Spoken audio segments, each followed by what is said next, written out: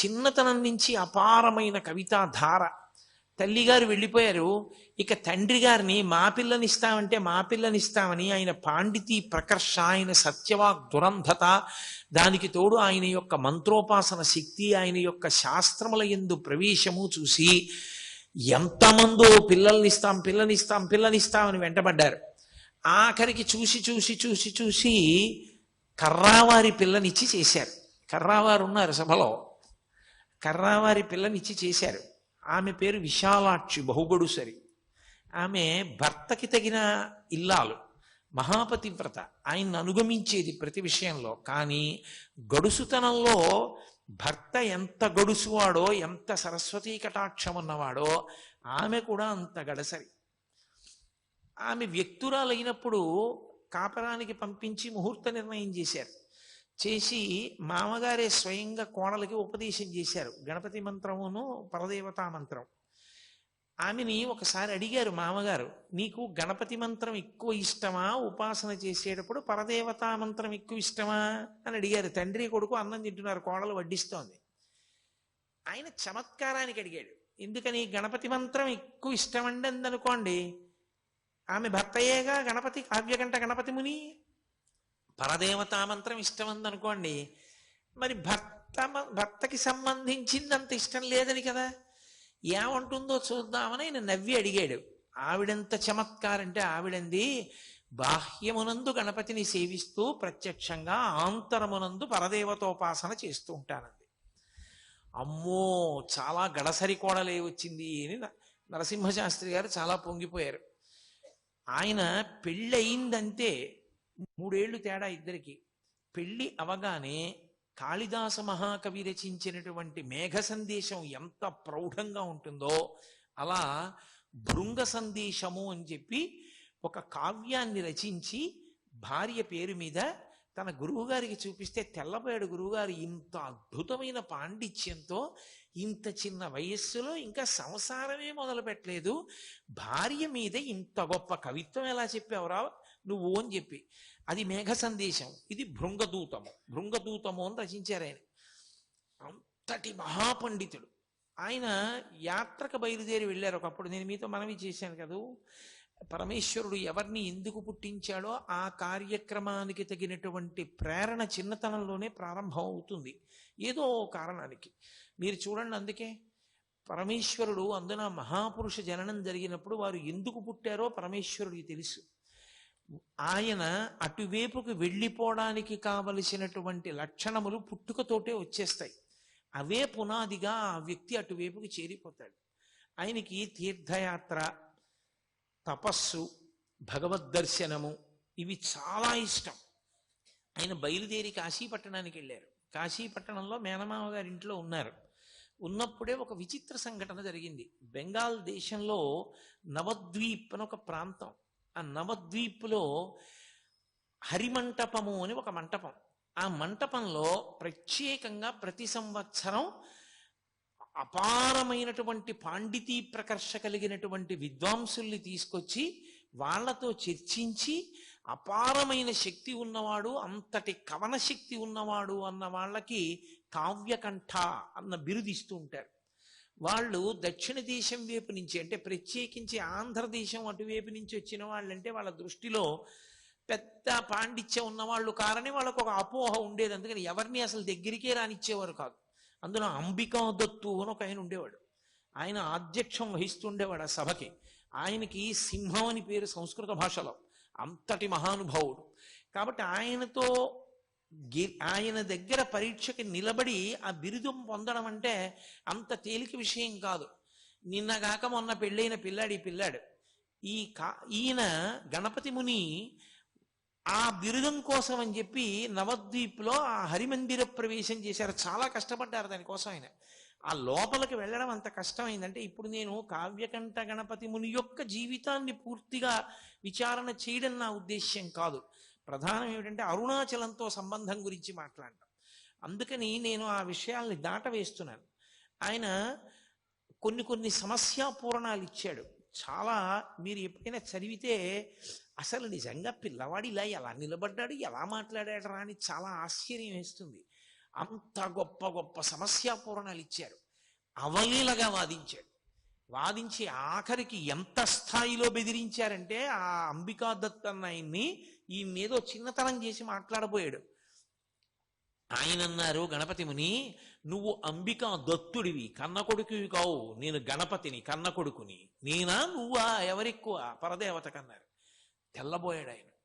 ఆఖరికి ఆ సంవత్సరం ఈయన యొక్క కవితాధార చూసి కావ్యకంఠ అన్న బిరుదు ఈ పిల్లవానికి ఇచ్చారు.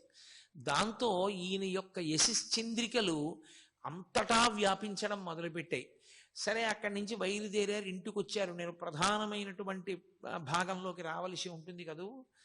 ఆయన బయలుదేరి దక్షిణ దేశానికి యాత్రకు వచ్చారు. వచ్చి కాంచీపురం వెళ్ళి కాంచీపురంలో కొన్ని కోట్ల పర్యాయములు శివ శక్తి సంబంధమైనటువంటి మంత్రములను జపం చేశారు. జపం చేసి ఆయన అక్కడి నుంచి అరుణాచల క్షేత్రానికి వచ్చారు. వచ్చి అరుణాచల క్షేత్రంలో అపితకుచాంబ అరుణాచలేశ్వరుల ముందు నుంచి వెళ్ళాలి. స్మార్తులకు నియమం ఏమిటంటే ముందు పరమేశ్వర దర్శనం చేసి అమ్మవారి దర్శనం చేస్తారు. అంతేకాని ముందు అమ్మవారి దర్శనం చేసి అయ్యవారి దర్శనానికి వెళ్ళరు. కానీ కావ్యకంఠ గణపతి మునికి అన్నీ తెలిసున్నా ఆ రోజు ఆయన ఎందుకో ముందు అపితకుచాంబ దర్శనానికి వెళ్ళారు. ఆయన వెళ్ళి అపితకుచాంబ ముందు ఇలా నిలబడి చేతులొగ్గి నమస్కారం చేస్తున్నారు. అంతే, అమ్మవారికి అలంకారం చేసినటువంటి పువ్వులన్నీ జల జల జల జల రాలి కింద పడిపోయి, ఓహో నన్ను అమ్మ అనుగ్రహించింది, గణపతి కదు, మరి గణపతి అంశ కదూ. ఆవిడికి అందులో కొడుకుని చూస్తే మహాప్రీతి. హేరంబుడిని పేరు మహానుభావుడికి. అమ్మవారు యొక్క కళ తగ్గించవలసి వస్తే శంకరాచార్యుల వారు ఎదురుగుండా గణపతి ప్రతిష్ఠ చేసేవారు. శ్రీకాళహస్తి క్షేత్రానికి కూడా ఆవిడ గణపతితో కలిసే వచ్చింది. కాబట్టి పెద్ద కొడుకు అంత ప్రీతి ఆవిడికి గణపతి అంటే. అందుకని చూడగానే ఆవిడ మించి పువ్వులన్నీ రాలిపడ్డాయి. చాలా సంతోషించారు ఆయన. అమ్మ అనుగ్రహం కలిగింది అనుకున్నారు. ఆయనతో పాటు తమ్ముడు శివరామ శాస్త్రి కూడా వచ్చాడు. వచ్చి ఆయన అరుణాచలేశ్వర దర్శనానికి వెళ్ళారు. అప్పటి వరకు తీర్థయాత్రలలో ఎన్నో దేవాలయాలకు వెళ్ళారు, ఎన్నో దర్శనాలు చేశారు. కానీ అరుణాచలేశ్వరుడి ముందు ఇలా నిలబడేటప్పటికీ ఆయన ఒంట్లో పులకాంకురాలు వచ్చి వెన్నుపాములో ఏదో విద్యుత్తు ప్రవహించినట్టుగా ఈయనతో నాకేదో గొప్ప అనుబంధం ఉంది, తండ్రి నన్ను పిలుస్తున్నావా అన్నారు. ఎంత పారవస్యానికి లోనై బయటికి వచ్చారు. వచ్చి దుర్గమ్మ దర్శనానికి వెడదామని వెడుతున్నారు. తమ్ముడు, అన్నయ్య నాకు ఆకలేస్తోంది, అన్నయ్య నాకు ఆకలేస్తోంది, అరటిపండు కొనుక్కుంటాను, ఓ డబ్బు ఇయ్యమన్నాడు. సరే ఏదో ఇచ్చారు. ఆయన 8 అరటిపళ్ళు కొనుక్కు తిన్నాడు. అయినా ఆయన ఆకలి తీరలేదు. కాసేపు అయ్యేటప్పటికి మళ్ళీ డబ్బడికి మళ్ళీ ఓ 8 అరటిపళ్ళు తిన్నాడు. ఒరే, నువ్వు ఇలా అరటిపళ్ళు తినేస్తే ఆరోగ్యం పాడైపోతుందిరా నీకు. అప్పుడే గణపతి ఉత్సవాలు పూర్తయ్యాయి అరుణాచలంలో. ఏకాదశి తిథి ఆ రోజున. ఎక్కడైనా అన్నదాన సత్రంలో అన్నం పెడతారేమో కనుక్కుంటానుండరా అని చెప్పి ఆయన వెళ్ళి అన్నదాన సత్రవుల్లో అడిగారు. ఇవాళ ఏకాదశి కదండి, అన్నదానం ఉండదు అన్నారు. ఏకాదశి ఉపవాస తిథి. వెంటనే బ్రాహ్మణ వీధిలోకి వెళ్ళి భవతి భిక్షాందేహి అని ఆయన యాచన చేశారు. అసలు ఎవ్వరూ ఆత్మహత్య చేసుకోకూడదు, ప్రత్యేకించి బ్రాహ్మణుడు అసలు చేసుకోకూడదు. అందుకే భిక్ష ఉపనయనం అవగానే భిక్షకి వెళ్ళమంటారు. భిక్షాటన చేసైనా బతికి శాస్త్రాన్ని 10 మందికి చెప్పాలి తప్ప తానే ఆత్మహత్య చేసుకుంటే లోకానికి మార్గం చూపించేవాడు ఎవరికా. అందుకని ఆయన బ్రాహ్మణాగ్రహారంలోకి వెళ్ళి ఇళ్ల ముందు నిలబడి భిక్షాటన చేశారు. తమ్ముడికి ఆకలిగా ఉందమ్మా, పట్టెడు అన్నం పెట్టండి అని. ఏ ఇంటికి వెళ్ళినా తలుపులు వేసేసుకుని నిద్రపోతున్నారు. లేదా ఇవాళ ఏకాదశయా, అన్నం లేదన్నారు. ఇంత గొప్ప క్షేత్రం, ఇటువంటి చోట ఎంత ఏకాదశి అయితే మాత్రం పిల్లలకన్నా వండుకోరా? పిల్లలకి ఏకాదశి ఉపవాసం లేదు. అందుకని మరి పిల్లల కోసం అన్నం వండద్దు. వండుకుంటే ఇంటికి అతిథి ఎవరైనా వస్తారేమోనని కూడా పట్టెడన్నం పెట్టడానికి వీలు లేకుండా ఉన్నదంతా తామే తినడానికి కావలసినంత అన్నం మాత్రమే వండుకునేటంతటి స్వార్థపరులున్న పట్టణమా ఏమి తిరువണ്ണామలై అని ఆయన తెల్లబోయారు. వెతికారు వెతికారు వెతికారు వెతికారు, ఎక్కడా పట్టెడన్నం దొరకలా. తమ్ముడేమో ఏడుపు, అన్నయ్య ఆకలేస్తోంది, అన్నయ్య ఆకలేస్తోందని. చిత్రం ఏంటంటే శివరామశాస్త్రికి భగవంతుడి మీద ఉన్న భక్తి కన్నా అన్నగారి భక్తి మీద భక్తి ఎక్కువ. మా అన్నయ్య పిలిస్తే పరమేశ్వరుడు పలుకుతాడని నమ్మకం. ఆయనకి ఏం చెయ్యాలో అర్థం కాక కొండవంక తిరిగి పార్వతీ పరమేశ్వరులను అడిగారు. అమ్మా, తమ్ముడు ఆకలితో ఏడుస్తున్నాడమ్మా, పట్టెడు అన్నం పెట్టవా అని చీకట్లో వెళ్ళిపోతున్నారు. ఒక ఇల్లు దాటుతున్నారు. ఆ ఇంటి అరుగు మీద ఒక యజమాని పడుకుని ఉన్నాడు. ఆయన గబగబా దుప్పటి తీసి పరిగెత్తుకొచ్చి పట్టుకున్నాడు వెనక నుంచి. ఏమన్నావు ఏమన్నావు ఏమన్నావు? అన్నం దొరకలేదా తిరువണ്ണామలైలో? కాశీపట్టణంలో వేదవ్యాసుణ్ణి మహాతల్లి అన్నపూర్ణమ్మ పిలిచినట్టే పిలిచి, మా ఆవిడికి నియమం ఉందయా, ఏకాదశి నాడు సాయంకాలం బ్రాహ్మణులకు ఉపవాసన పోస్తుంది. ఎవ్వరు ఇవాళ ఏకాదశి, పైగా గణపతి నవరాత్రి ఉత్సవాలు పూర్తయ్యాయి, ఇవాళ ఎవరు వస్తారయా భోజనానికి, మేము రామని చెప్పి ఎవ్వరు ఏ బ్రాహ్మణుడు రావడానికి ఇష్టపడలా. నువ్వు నీ తమ్ముడు బ్రాహ్మణులు, ఎంత అదృష్టమయ్యా! వెతికి వెతికి వెతికి వెతికి వేసారి నేను అరుగు మీద పడుకున్నా, రా అన్నం పెడుతుంది మా ఆవిడన్నారు. లోపలికి వెళ్ళారు. ఒక మహాతల్లి వచ్చింది, అరిటాకు లేచింది. వీళ్ళిద్దరూ ఆ బట్టలు విప్పేసేసి ఓ తడిగావంచా ఒకటి కట్టుకుని ఆవిడిచ్చిన మడిబట్ట పుచ్చుకుని ఆ మడిబట్ట కట్టుకుని భోజనానికి కూర్చున్నారు. పరిశేచనం ఔపోసన వేశారు, ఔపోసన పుచ్చుకున్నారు. షడ్రసోపేతమైనటువంటి విందు పెట్టింది ఆవిడ. చక్కగా ఇద్దరు భోజనం చేసేశారు. తాంబూలం దక్షిణ కూడా పెట్టించింది ఆవిడ. తీసుకున్నారు. అంతసేపు తిరిగారేమో, ఆకలి మీద ఇంకా నడవలేమురా, చాలా భుక్తాయాసంగా ఉందిరా తమ్ముడు, ఈ అరుగు మీదే పడుకుందామని చెప్పి అన్న ఓ అరుగు మీద, తమ్ముడు అరుగు మీద పడుకొని నిద్రపోయారు. అంత అలిసిపోయి కడుపు నిండా తిని పడుకున్నారేమో, లేత సూర్యకిరణాలు పడుతుండగా తెలివచ్చింది. తెలివచ్చి పైకి లేచి ఆ తల్లి, ఆ ఇల్లు, మహాతల్లి రాత్రి అన్నం పెట్టిందని ఇలా చూశారు. అక్కడ ఇల్లు లేదు, అది గణపతి గుడి. ఆ విఘ్నేశ్వరుడి గుడి అరుగుల మీద పడుకుని ఉన్నారు వాళ్ళిద్దరు. తమ్ముడిని పిలిచి అడిగారు, ఒరే రాత్రి మనం ఒక ఇంట్లో భోజనం చేశాం కదరా, ఒక తల్లి మనకు అన్నం పెట్టింది కదా, ఆ అరుగుల మీద కదా పడుకున్నాం అన్నాడు. అనుమానం ఏమన్నాయా, మన ఇద్దరం అలాగే కదా పడుకుని నిద్రపోయాం అన్నాడు తమ్ముడు. అని ఆయన తెల్లబోయాడు, ఇదేంటన్నాయా వినాయకుడు గుడి ఉంది ఇక్కడ ఇంటికి బదులు అన్నాడు. ఒరే రాత్రి మనకి నిజంగా అలా అన్నం పెట్టిందా అన్న చిత్తభ్రాంతి కలిగిందిరా మన ఇద్దరికి అన్నారు. తీరా చూస్తే రాత్రి ఆవిడ భోజనం పెట్టిన తరువాత ఇచ్చినటువంటి తాంబూలాలు కూడా వాళ్ళిద్దరి దగ్గరే ఉన్నాయి, వాడిపోయి. ఏమాశ్చర్యం అని చెప్పి చుట్టుపక్కలంతా వెతికారు. అసలు అటువంటి దంపతులు లేరు, అటువంటి ఇల్లు లేదు. సాక్షాత్ పార్వతీ పరమేశ్వరులే ఆయనకి గణపతి దేవాలయంలో దర్శనమిచ్చి అన్నం పెట్టారు. అన్నం తిన్నారు, బయలుదేరారు. కానీ ఏమి పరమేశ్వరుని యొక్క పరీక్షో! ఆ అరుణాచల క్షేత్రంలో శేషాద్రి స్వామి ఎన్ని పరీక్షలు ఎదుర్కొన్నారో, భగవాన్ రమణులు ఎన్ని ఇబ్బందులు పడ్డారో, అంత కష్టము కావ్యకంఠ గణపతి ముని పడ్డారు. ఆనాటి నుండి 3 రోజులు అన్నదాన సత్రంలో ఒక పూట భోజనం పెట్టేవారు. రాత్రి అయ్యేసరికి ఏదో కాస్త మంచినీళ్ళు తాగడమో, కాస్త మజ్జిగ తాగడమో చేసి పడుకునేవారు అన్నదమ్ములు ఇద్దరు. ఎక్కడ అన్నం దొరికేది కాదు. 3 రోజులు అయిపోయిన తర్వాత అన్నదాన సత్రంలో 3 రోజుల కన్నా పెట్టం, వెళ్ళిపోమన్నారు. బయటికి వచ్చి ఎక్కడ భిక్షాటన చేసిన, వారం చెప్పుకున్న ఒక్క పూట భోజనం తప్ప కడుపు నిండా 2 పూట్ల అన్నం తినడానికి కావలసినది ఏ ఒక్క రోజు లభించలేదు. ఈ తమ్ముడేమో ఆకలితో ఏడుపు. ఈ బాధ పడలేక ప్రతిరోజు ఆయన ఒక శ్లోకం రాసి హరసహస్ర రచన చేస్తాను అని ఒక శ్లోకాన్ని రచించడం, అరుణాచలం దేవాలయంలోకి వెళ్ళడం, అరుణాచలేశ్వరుడి ముందు నిలబడ్డం, ఏడుస్తూ అన్నం పెట్టమని ఆయన్ని స్తోత్రం చేయడం. చుట్టూ ఉన్న వాళ్ళందరూ వినేవారు. ఇతనెవరో భలే సంస్కృతంలో చెప్తున్నాడు రా పద్యాలు, కాబట్టి ఈ శ్లోకాలు విందామని రోజు ఆయన ఏడుస్తూ అన్నం కోసం శ్లోకం చెప్పే వాళ్ళకి జనం చేరేవారు. చక్కగా శ్లోకం వినేవారు. ఆయన ఏడుస్తూ అన్నం అడగడం, ఆయన బాధ చెప్పుకోవడం వినేవారు. శ్లోకం బాగుందని వెళ్ళిపోయేవారు. అన్నం మాత్రం ఎవరు పెట్టేవారు కాదు. ఏమిటి పరీక్ష అనుకున్నారు. అలా 1000 శ్లోకాలు అయిపోయాయి. ఆ 1000 శ్లోకాలు అయిపోయిన తర్వాత ఆయన అరుణాచలేశ్వరుడి ముందు చెప్పారు, రేపు సాయంకాలం నేను 1000 శ్లోకాలు నీ ముందు చదువుతాను, అప్పుడైనా అన్నం పెడతావా అన్నారు.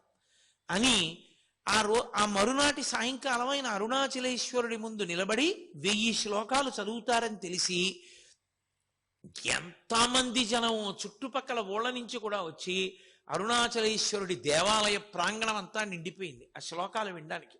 ఉద్దండ సంస్కృత పండితులతో సహా వచ్చారు. అందులో భగవాన్ రమణులు, శేషాద్రి కూడా వచ్చారు. శేషాద్రి స్వామి, భగవాన్ రమణులు ఇద్దరు వచ్చి ఇద్దరు చెరువు మూల నక్కి కూర్చుని వింటున్నారు.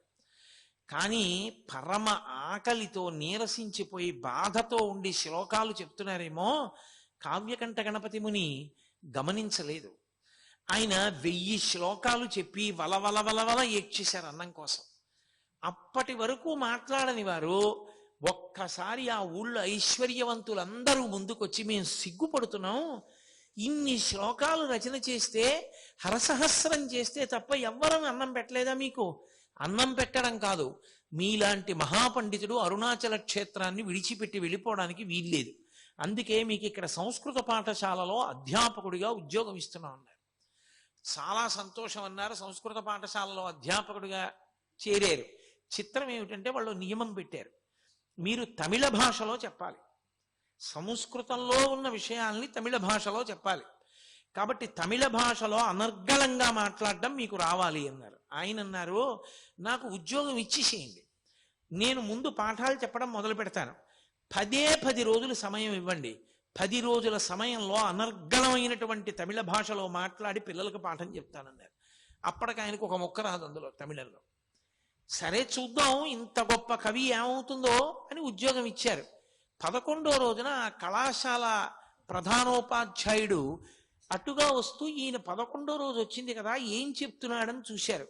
ఆయన మాట్లాడుతున్నటువంటి తమిళ భాష చూసి ఆయన తెల్లబోయారు, ఇంత గొప్ప తమిళం మనకు కూడా రాదు, 10 రోజుల్లో ఎక్కడ నేర్చుకున్నాడు రాని. అంతటి సరస్వతీ కటాక్షం. సరే సంస్కృత పాఠశాలలో చేరారు. విశాలాక్షమ్మ గారు కూడా కాపరానికి వచ్చారు. సంతోషంగా కాలం గడుపుతున్నారు. శివరామశాస్త్రి కొంతకాలం అయిపోయిన తర్వాత నేను వెళ్ళిపోతానన్నాడు, ఇంటికి వెళ్ళిపోయాడు. నడుస్తుండగా అకస్మాత్తుగా ఆయనకు ఒక అనుమానం వచ్చింది. ఏమిట్రా ఇలా ఎన్నాళ్ళు కూర్చుని ఎందుకు ఆ పాఠం చెప్పుకోవడం ఏమిటి, ఇంటికి రావడం ఏమిటి, పండితులందరూ చుట్టూ చేరడం ఏమిటి, వీళ్ళతో కావ్యగోష్ఠి ఏమిటి, అసలు నేను తపస్సు చేసి ఎన్నాళ్ళయింది, ఇలా కాదు, నాకు ఈ కావ్యాది విషయాల్లో ప్రవేశం ఉంది కానీ స్వరంతో నేను వేదం నేర్చుకోలేదు, కాబట్టి నేను వేదం నేర్చుకుంటానని ఒక వేద పాఠశాలలో చేరాను. చేరి ఆ వేద పాఠశాలలో వేదాలన్నీ నేర్పేటటువంటి ఒక అధ్యాపకుడు ఉండేవారు. అనతి కాలంలో కొద్ది రోజుల్లోనే స్వరంతో వేద మంత్రాలన్నీ వచ్చేసాయి ఆయనకి. వచ్చేసి ఆయన సాయణాచార్యుల వారు చేసినటువంటి వేద భాష్యాలన్నీ చదివేసి వేదం నేర్పిన గురువు గారికి కొద్ది రోజుల్లోనే వేదమంత్రాలకి భాష్యం కూడా నేర్పారు. అంతటి ఉద్దండు కావ్యకంఠ గణపతి ముని అంటే. అంతటి సరస్వతీ కటాక్షం ఉన్నటువంటి మహానుభావుడు, అపర విఘ్నేశ్వర అవతారం ఆయన. కాబట్టి అటువంటి స్థితిలో ఉండే ఆయనకు ఒక రోజు అకస్మాత్తుగా ఆలోచన వచ్చింది.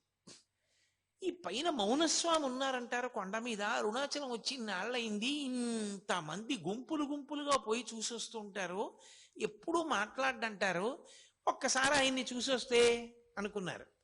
సరే ఎక్కడుంటారు ఏమిటి అని విశ్వనాథ అయ్యర్ అని ఆయన స్నేహితుడు, ఆయన్ని అడిగారు తీసుకెళ్ళమని.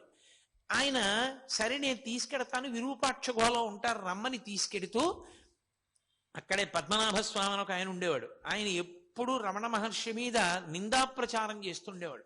ఆయనకేం తెలుసు, ఆయనకేం తెలియదు, నేనే గొప్పవాడిని, నాకే అన్నీ తెలుసు అంటుండేవాడు. ఆ పద్మనాభ స్వామి మాటలు నమ్మి ఆయనకి అంతేవాసిగా మారిపోయాడు విశ్వనాథ అయ్యర్. ఈయనన్నాడు, రమణ మహర్షిది ఏం గొప్ప అండి, రమణుల సంగతి అలా వదిలి, అప్పటికి రమణులు అనేవారు కాదు, వెంకటరామన్ అనేవారు. వెంకటరామన్ దేవుందండి, ఆయనదేం గొప్ప కాదు, పద్మనాభ స్వామి వారు చాలా గొప్ప, మేము ఆయన శిష్యులం, ఆయన్ని చూపిస్తాను రండి అన్నారు. రమణులు ఎక్కడ ఉంటారని అడిగారు. విరూపాక్ష గుహలో ఉంటారు, అక్కడే పద్మనాభ స్వామి కూడా కూర్చుంటారన్నారు. సరే ఏదో మనకు కావలసింది దొరుకుతుందిగా పదండి అని చెప్పి వెళ్ళారు. వెళితే దురదృష్టం ఏమిటంటే ఆ రోజున విరూపాక్ష గుహలో స్వామి లేరు. స్వామి లేరు కదా వెళ్ళిపోదాం అంటుంటే ఈయన అన్నారు, కాదు ఇక్కడ దగ్గరలో మామిడి చెట్టు కింద మా గురువుగారు పద్మనాభ స్వామి వారు కూర్చుని ఉంటారు, రండి వెడదామన్నారు. వెడుతున్నారు. చిత్రంగా ఆ లోపల పద్మనాభ స్వామి కూర్చున్నారు, బయట ఒక బండరాతి మీద భగవాన్ రమణులు కూర్చున్నారు. రమణులు అందరిలా ఇలా చూడరు, మీరు ఎప్పుడైనా చూశారో లేదో ఆయన చిత్రపటాలు, ఆయన చూపు గమ్మత్తుగా ఉంటుంది. ఏమిటో ఇలా చూస్తారు ఆయన. రామకృష్ణ పరమహంస చూపు గమ్మత్తుగా ఉంటుంది, భగవాన్ రమణుల యొక్క చూపు చాలా గమ్మత్తుగా ఉంటుంది. ఆయన ఇలా తలపెట్టి చూస్తూ ఉంటారు. ఆయన కావ్యకంఠ గణపతి ముని వంక అలా చూస్తున్నారు. ఆయన యొక్క తేజస్సు చూశారు కావ్యకంఠ గణపతి ముని. అబ్బా, సూర్యుని పగిది ఉన్నాడు రా మహానుభావుడని వంగి ఆయనకి నమస్కారం చేసి ఈ పద్మనాభ స్వామి వంక చూశారు. చూడగానే తెలిసిపోయింది ఆయన సమర్థత ఎటువంటిదో. ఆయనకి నమస్కారం చేయకుండా ఈయన దగ్గర కూర్చున్నారు. కూర్చునేటప్పటికి తీసుకొచ్చిన విశ్వనాథ అయ్యర్ గుండెలు జారిపోయి, అయ్య బాబోయ్ మా గురువు గారి పట్ల అపచారం అయిపోయింది, తర్వాత పిలిచి నన్ను దెబ్బలాడతారో ఏమిటో అలాంటివన్నీ తీసుకొచ్చాను. ఆయనకి కోపం వచ్చి ఆ పద్మనాభస్వామికి, నువ్వేనా కావ్యకంఠ గణపతి మునివి, హరసహస్రం చెప్పిన వాడివి నువ్వేనా అరుణాచల దేవాలయంలో అని అడిగారు. అవునన్నారు. ఏది అంత పండితుడువా, శుక్లాంబరధరం విష్ణుం అన్న శ్లోకానికి విష్ణుపరంగా చెప్పు అన్నారు. వెంటనే శ్లోకాన్ని విష్ణుపరంగా చెప్పారు. చెప్పి మీరు నన్ను విష్ణుపరంగా అడిగారు, బ్రహ్మపరంగా కూడా చెప్తానని మళ్ళీ బ్రహ్మపరంగా అన్వయం చేశారు. చెప్పి పద్మనాభ స్వామి వంక చూసి, బ్రహ్మగారితో సమన్వయం చేయడం ఏమిటి, ఎదురుగుండా కనపడుతున్నటువంటి ఈ వెంకటరామన్ గారితో అన్వయం చేస్తాను చూడండి అన్నారు. అని శుక్లాంబరధరం, తెల్లటి గోచీ పెట్టుకుని ఉంటారు ఇప్పుడు, కాబట్టి తెల్లటి బట్ట కట్టుకున్నారు. విష్ణుం, ఆయన కీర్తి దిగంతముల వ్యాపించింది. ఆయన అటువంటి స్థితిని పొందారు కాబట్టి విష్ణుం. శశివర్ణం, తెల్లగా మెరిసిపోతున్నారు కాబట్టి శశివర్ణం. చతుర్భుజం, చతుర్భుజం అంటే భుజం అంటే గెలిచినవాడు అని. కాబట్టి ఆయన మనో బుద్ధి చిత్త అహంకారములు అనేటటువంటి నాలుగింటిని కూడా భుజించేశాడు, గెలిచేశాడు. ఆయన గెలిచేసిన వాడు కాబట్టి చతుర్భుజం. ప్రసన్నవదనం, ఆయన ముఖం చూడండి ఎంత ప్రసన్నంగా ఉందో.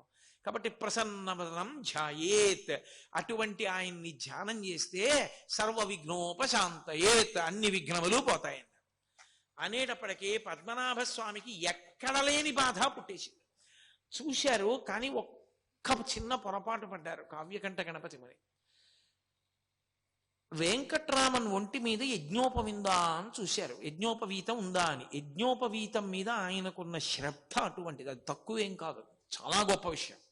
అసలు యజ్ఞోపవీతం ఎందుకు వేసుకున్నాడో తెలియకుండా, జీవితంలో ఒక్కసారి గాయత్రి చేయకుండా, రేపు పెళ్ళనగా ఇవాళ యజ్ఞోపవీతాలు వేసుకున్నటువంటి దౌర్భాగ్యులకి దాని వైభవం అర్థం కాదేమో కానీ, పుట్టిన దగ్గర నుంచి గర్భాష్టమంలో ఉపనయనం చేసుకుని సంధ్యావందనానికి ప్రాణం పెట్టే మహానుభావులకి యజ్ఞోపవీతం మీద అంత గౌరవం ఉంటుంది అంటే అందులో ఏమి తక్కువ భావం ఏం లేదు, దాన్ని ఏమి తక్కువ చేసి చూడవలసిన అవసరం ఏం లేదు. ఈయనకి ఒంటి మీద యజ్ఞోపవీతం లేదు, కాషాయం కట్టుకోలేదు, తెల్లటి గోచీ కట్టుకున్నారు.